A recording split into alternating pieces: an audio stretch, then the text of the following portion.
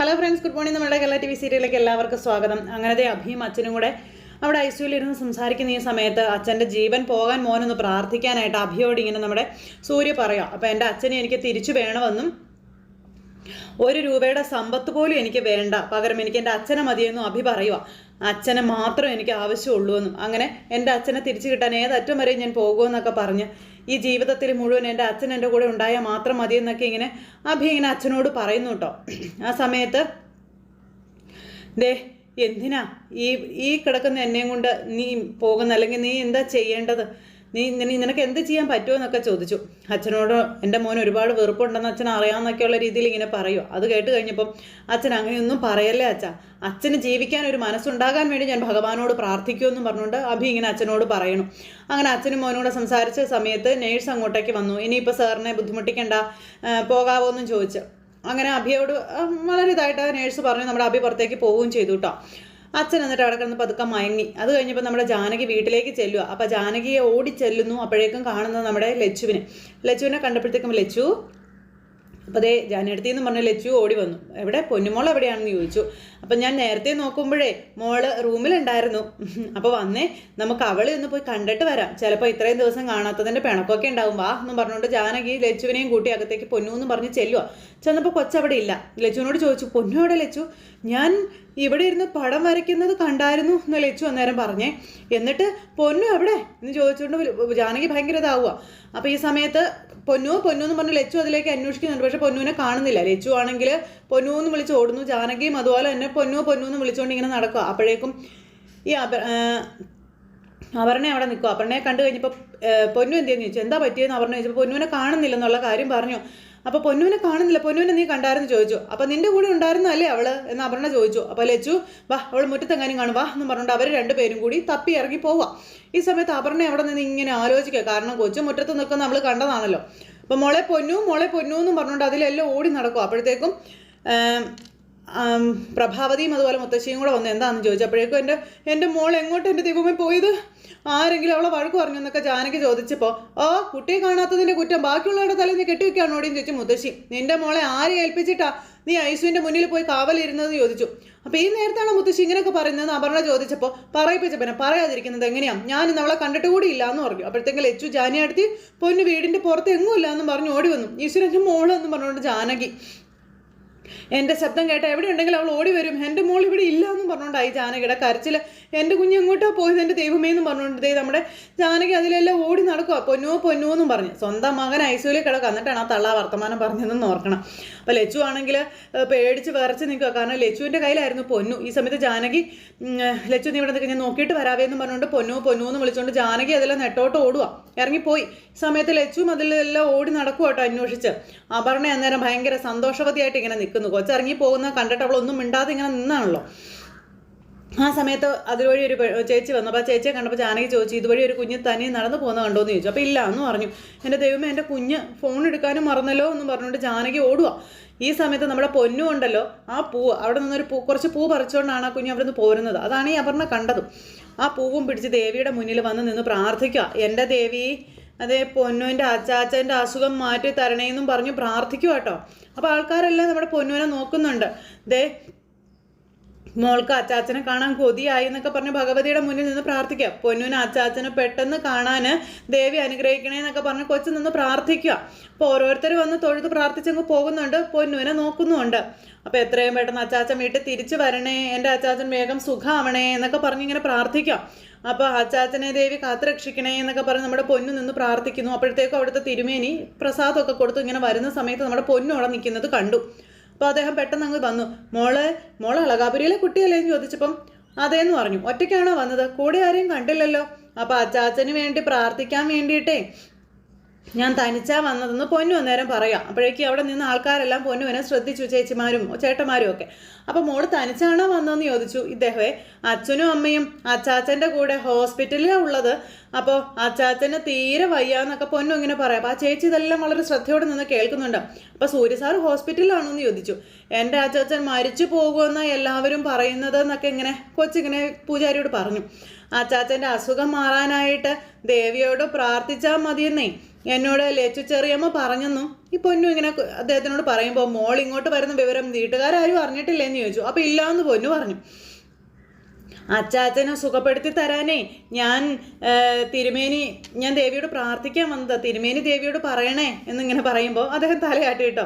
തിരുമേനി അടുത്ത് ചെന്ന് പറഞ്ഞാലേ ദേവി ഉറപ്പായിട്ടും അത് കേൾക്കുമെന്ന് പറഞ്ഞു. അപ്പം മോള് സങ്കടപ്പെടണ്ട, മോളുടെ അച്ചാച്ചൻ എനിക്കും വേണ്ടപ്പെട്ട ഒരാളാണെന്നും അദ്ദേഹത്തിന് വേണ്ടുന്ന പൂജകളൊക്കെ ഞാൻ ചെയ്തോളാമെന്നും അദ്ദേഹം പറഞ്ഞു.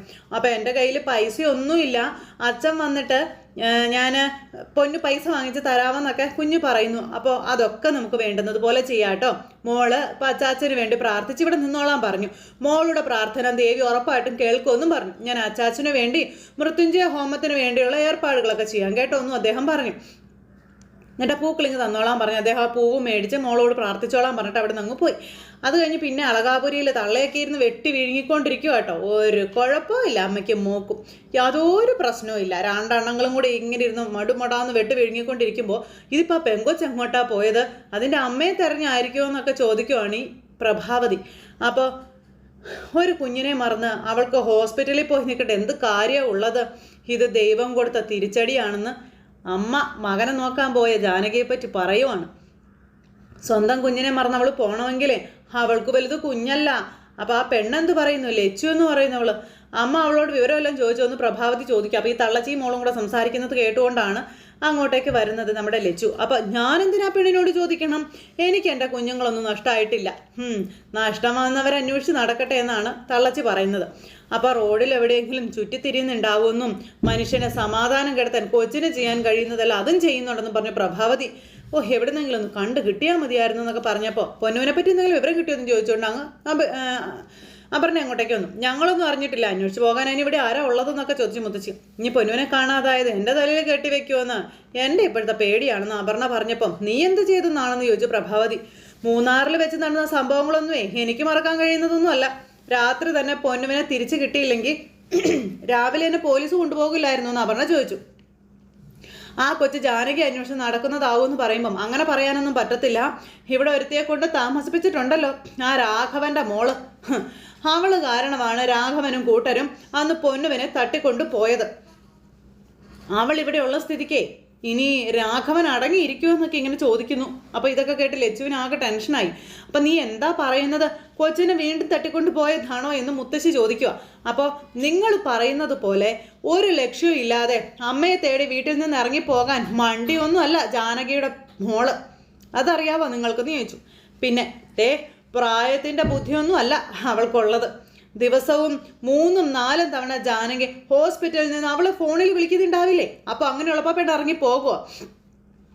ഇനിയിപ്പോൾ കൊച്ചിനെ കൊണ്ടുപോകാൻ രാഘവൻ ഇവിടെ വീണ്ടും വന്ന് കൊണ്ടുപോയതാണെങ്കിലോ എന്നൊക്കെ പറഞ്ഞ ഇങ്ങനെ ഒരു ഇതിട്ട് കൊടുക്കുക.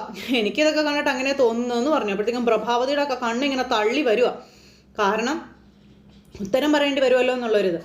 എൻ്റെ ദേവി അവളെ കാത്തോളണേ എന്ന് പറഞ്ഞുകൊണ്ട് നമ്മുടെ ലച്ചു ഇങ്ങനെ പ്രാർത്ഥിക്കുന്നു. ഈ സമയത്ത് അവിടെ ഹോമം നടക്കുക, വലിയ ഹോമം. നമ്മുടെ പൊന്നുമോള് ഇങ്ങനെ അവിടെ ഇരിക്കുക. പൊന്നുമോളുടെ അതിന് പ്രാർത്ഥനയോടുകൂടി ഇരിക്കുക. അപ്പോഴത്തേക്കും ചുറ്റിനുള്ളവർ ഈ കൊച്ച് ഏതാ അങ്ങനെ ഇങ്ങനെയൊക്കെ ചോദിക്കുക. അപ്പോൾ ആ കൊച്ച് ഭയങ്കര സങ്കടമായിട്ടാണ് വന്നത്. അവളുടെ പ്രാർത്ഥന മഹാദേവൻ എന്തായാലും കേൾക്കുക തന്നെ ചെയ്യും, ദേവിയുടെ അനുഗ്രഹം ഉണ്ടാകുമെന്നൊക്കെ അവിടെ നിൽക്കുന്നവർ ഇങ്ങനെ പൊന്നുവിനെ പറ്റി പറയുക കേട്ടോ. പൊന്നു അതുപോലെ മനസ്സുരുകിയിരുന്നു പ്രാർത്ഥിക്കുകയാണ് അച്ഛന് വേണ്ടിയിട്ട്.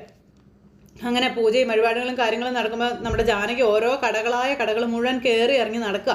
എൻ്റെ മോളെ കാണുന്നില്ല എന്നൊക്കെ പറഞ്ഞു. അപ്പോൾ മോളെ കണ്ടോ എന്നൊക്കെ ഇങ്ങനെ ചോദിച്ചു. ഈ സമയത്ത് വേറൊരു ചേച്ചി അതിൽ നടന്നു വരിക.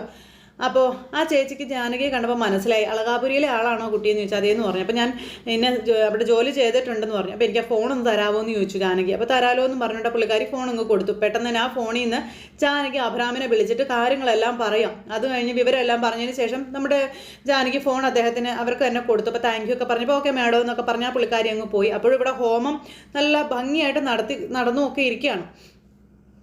പൊന്നുവാണെങ്കിൽ കണ്ണടച്ച് പിടിച്ച് തന്നെ പ്രാർത്ഥിക്കുന്നു. ഈ സമയത്ത് നമ്മുടെ സൂര്യയുടെ ആ ഒരു ഇതിൽ വലിയ മാറ്റങ്ങളും കാര്യങ്ങളൊക്കെ വരുക. ഭഗവാനെയും സൂര്യയെയും ഇങ്ങനെ മാറി മാറി കാണിക്കുന്നു. അതുവരെ അനങ്ങാൻ പോലും പറ്റാതിരുന്ന നമ്മുടെ സൂര്യക്ക് എന്തൊക്കെയോ ചെറിയ ചെറിയ മാറ്റങ്ങൾ.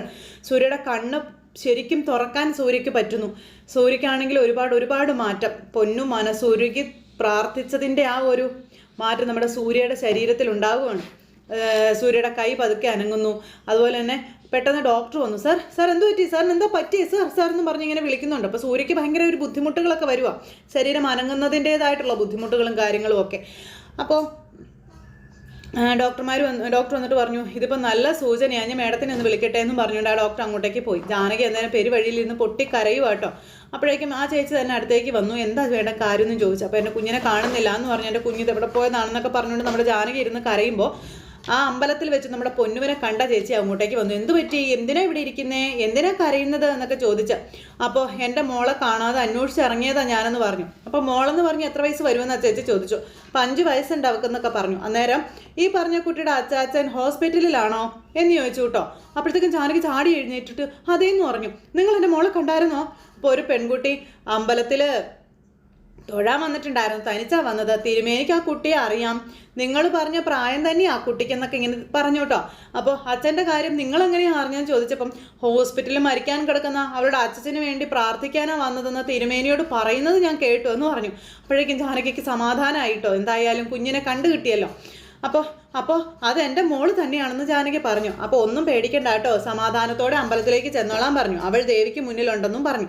അപ്പോഴേക്കും അഭി ഇങ്ങനെ വണ്ടി ഓടിച്ച് വരുക. അപ്പോൾ ഈ സമയത്ത് അഭിയെ വിളിച്ച് ആ ചേച്ചിയുടെ ഫോണിൽ നിന്ന് വിളിച്ച് നമ്മുടെ ജാനകി കാര്യം പറഞ്ഞു. അപ്പോൾ അമ്പലത്തിലേക്ക് വരാൻ പറഞ്ഞു. അഭി വേഗം തന്നെ അമ്പലത്തിലേക്ക് വരുന്നു. ജാനകി ഓടി അമ്പലത്തിലേക്ക് ചെന്നപ്പോൾ കാണുന്നത് ആ പൂജയുടെ മുന്നിൽ മോൾ ഇരിക്കുന്നതാണ്. അപ്പോൾ മോൾ അവിടെ നിന്ന് പ്രാർത്ഥനയും കാര്യങ്ങളൊക്കെ ആയിട്ട് ഇരിക്കുന്നത് ജാനകിയും അഭിയും കണ്ടു. അപ്പോൾ മോളിങ്ങ് എഴുന്നേറ്റ് വന്നതെന്ന് പറഞ്ഞാൽ തിരുമേനി കുഞ്ഞിനെ വിളിച്ച് പ്രസാദം കയ്യിലേക്ക് കൊടുത്തു. എന്നിട്ട് ഈ പ്രസാദമേ മോള് അച്ചാച്ചൻ്റെ നെറ്റിയിൽ തൊട്ട് കൊടുക്കണം കേട്ടോ, അച്ചാച്ചൻ വേഗം സുഖപ്പെടും കേട്ടോ എന്നാൽ തിരുമേനി പൊന്നുവിനോട് പറഞ്ഞേ. പൊന്നുവിന് അന്നേരം ഒന്ന് സന്തോഷമായത്. അപ്പോഴേക്കും ഓടിച്ചെന്നു ജാനകി അഭിയും കൂടി മോളെ പൊന്നു എന്നും പറഞ്ഞു. ആ സമയത്ത് ഇവരാകെ അന്തം വിട്ടിങ്ങനെ നിൽക്കുക. കാരണം പൊന്നു ഇത്രയും കാര്യമൊക്കെ ചെയ്തതേ പൊന്നു അച്ചാച്ചന് വേണ്ടി പ്രാർത്ഥിക്കാൻ വന്നതാ അമ്മേ എന്നിങ്ങനെ പറയുമ്പോൾ ഇവരങ്ങോട്ടും ഇങ്ങോട്ടും നോക്കുക. തിരുമേനിയാണെന്നുണ്ടെങ്കിലും ഇവരെ നോക്കി ഇങ്ങനെ പറഞ്ഞു, മോള് വീട്ടിൽ നിന്ന് ആരോടും പറയാതെ ആട്ടോ വന്നത് എന്ന് പറയുമ്പോൾ ഞങ്ങൾ മോളെ അന്വേഷിച്ച് നടക്കുമായിരുന്നു നമ്മുടെ അഭിയും തിരുമേനിയോട് പറഞ്ഞു. അദ്ദേഹം ചാടി എഴുന്നേറ്റിട്ട് എല്ലാം എനിക്ക് ഊഹിക്കാനാവും, കാര്യങ്ങളൊക്കെ കുട്ടി എന്നോട് പറഞ്ഞു. ഞാൻ തന്നെയാ സൂര്യനാരായണൻ സാറിന് വേണ്ടി ശിവപ്രീതിക്കായി മൃത്യുഞ്ജയ ഹോമം നടത്തിയതെന്നും അദ്ദേഹം പറയുവാണ്. അപ്പം അത് കേട്ടപ്പോൾ സന്തോഷമായി ഇവർക്കും. പ്രശ്നങ്ങളൊക്കെ ഒന്ന് മാറിപ്പോവുകയാണ് പോട്ടയിൽ. അപ്പോൾ പൂജ കഴിഞ്ഞ് മോളെ അളകാപുരിയിൽ എത്തിക്കാനുള്ള ആ ഒരു ഏർപ്പാട് ഞാൻ ചെയ്തിരുന്നു എന്ന് പറഞ്ഞു. അപ്പോൾ അച്ചാച്ചനെ ഇവൾക്ക് ജീവനാണെന്നും പക്ഷേ പ്രാർത്ഥിക്കാനാണ് വന്നതെന്നും ഞങ്ങളെങ്ങനെ അറിയാനാണെന്ന് അഭി അന്നേരം തിരുമേനിയോട് ഇങ്ങനെ ചോദിക്കാം. പിന്നെ ദേവിയാണെങ്കിൽ അവളെ വഴി തെറ്റിക്കാതെ അവിടെ കൊണ്ടുവന്നു പറഞ്ഞപ്പം അവൾക്ക് എങ്ങനെ വഴി തെറ്റാനാ അഭി, അവളുടെ മുഖത്തെ ആ ദേവി ചൈതന്യം തന്നെ കാണുന്നില്ലേ, മോള് തന്നെയാ ദേവിയെന്നും പറഞ്ഞുകൊണ്ട് ഇങ്ങനെ നമ്മുടെ തിരുമേനി പറയുമ്പോൾ പൊന്നുവിന് ഭയങ്കര സന്തോഷം. പൊന്നു ആണെങ്കിൽ സന്തോഷത്തോടെ ഇങ്ങനെ നല്ല ഇതിൽ നിൽക്കുക. പിന്നെ സൂര്യസാറിന് എങ്ങനെയുണ്ടെന്നൊക്കെ തിരുമേനി ചോദിച്ചു. അപ്പോൾ ഒന്നും പറയാറായിട്ടില്ലെന്നും ആ ഒരു ഇതൊക്കെ പറഞ്ഞപ്പോൾ പൂജയിൽ കണ്ടത് ശുഭസൂചനയാണ്, ഒന്നും പേടിക്കേണ്ട കാര്യമില്ല, സൂര്യനാരായണൻ സാറ് കൂടുതൽ തേജസ്സോടെ എഴുന്നേറ്റ് വരുമെന്നുള്ള കാര്യങ്ങളും അദ്ദേഹം ഇങ്ങനെ പറഞ്ഞു. അബിയേട്ടാ തിരുമേനിക്ക് ദക്ഷിണ എന്നിങ്ങനെ ജാനകി പറഞ്ഞപ്പം അതൊന്നും ആഗ്രഹിച്ചിട്ടല്ല കേട്ടോ ഞാൻ പൂജ ചെയ്തത്. അബിക്കറിയാലോ കണക്കുകൾ കൊണ്ട് തീരുന്ന ഒരു കടപ്പാടല്ല എനിക്ക് സൂര്യനാരായണൻ സാറിനോടുള്ളത്. അതിനുവേണ്ടി ഞാൻ എന്നാൽ കഴിയുന്നത് ചെയ്തു. എൻ്റെ അനിയൻ ഹരികൃഷ്ണൻ ഇന്ന് സ്റ്റേറ്റ്സിൽ നല്ല നിലയിൽ ജീവിക്കുന്നത് ഈ ബാലസുബ്രഹ്മണ്യനായ സൂര്യനാരായണൻ സാറ് നൽകിയ ദക്ഷിണയാണെന്നും ആ മനുഷ്യന് ഒരിക്കലും ഈശ്വരൻ കൈവിടില്ല എന്നൊക്കെ അദ്ദേഹം ഇങ്ങനെ ഇവരോട് പറയുമ്പോൾ മനസ്സ് നിറഞ്ഞ് നമ്മുടെ ജാനകിയും അഭിയും ഇത് കേട്ടുകൊണ്ട് നിൽക്കുന്നിടത്താണ് ഇന്നത്തെ നമ്മുടെ കഥ അവസാനിച്ചിട്ടുള്ളത്. ആരൊക്കെ തകർക്കാൻ നോക്കിയാലും നന്മയെ വിജയിക്കുകയുള്ളൂ എന്ന് ആ ഒരു കഥയിലാണെങ്കിലും അതിപ്പോൾ നമുക്കെല്ലാവർക്കും മനസ്സിലാക്കിക്കൊണ്ടിരിക്കുന്നു. ഇനിയും ഒരുപാട് വിശേഷങ്ങൾ വരാനുണ്ട്. അനാഥ എന്ന് പറഞ്ഞ് ജാനകി എല്ലാവരും അപമാനിക്കുകയും ആക്ഷേപിക്കുകയും അധിക്ഷേപിക്കുകയും ഒക്കെ ചെയ്തിട്ടുണ്ട്. പക്ഷേ ജാനകിക്ക് അച്ഛനും അമ്മയും ഉണ്ടെന്നുള്ള ഒരു ഇട്ടിപ്പെട്ട രഹസ്യത്തിൻ്റെ ഒരു താക്കോല് നമ്മുടെ സൂര്യയുടെ കൈവശമുണ്ട്. അത് അഭിയുടെ മുന്നിൽ തുറക്കാൻ പോകുന്ന ഒരു സാഹചര്യങ്ങളും കാര്യങ്ങളും ഒക്കെ കൂട്ടി ഇണക്കിക്കൊണ്ടാണ് ഇനി അങ്ങോട്ടുള്ള വിശേഷങ്ങളൊക്കെ വരുന്നത്. അപ്പോൾ ആരും തന്നെ മിസ് ചെയ്ത് കളയാതെ എല്ലാവരും കാത്തിരുന്ന് കാണണോട്ടോ. എല്ലാവർക്കും നല്ലൊരു ദിവസം ആശംസിക്കുകയാണ്. എല്ലാവരുടെയും സപ്പോർട്ടിനും സ്നേഹത്തിനും ഒത്തിരി നന്ദി അറിയിക്കുന്നുണ്ട്. അടുത്ത സൂപ്പർ ഹിറ്റ് വിശേഷങ്ങളുമായി കാണുന്നത് വരെ എല്ലാവർക്കും നന്ദി. സു again, take care, bye bye, Tata.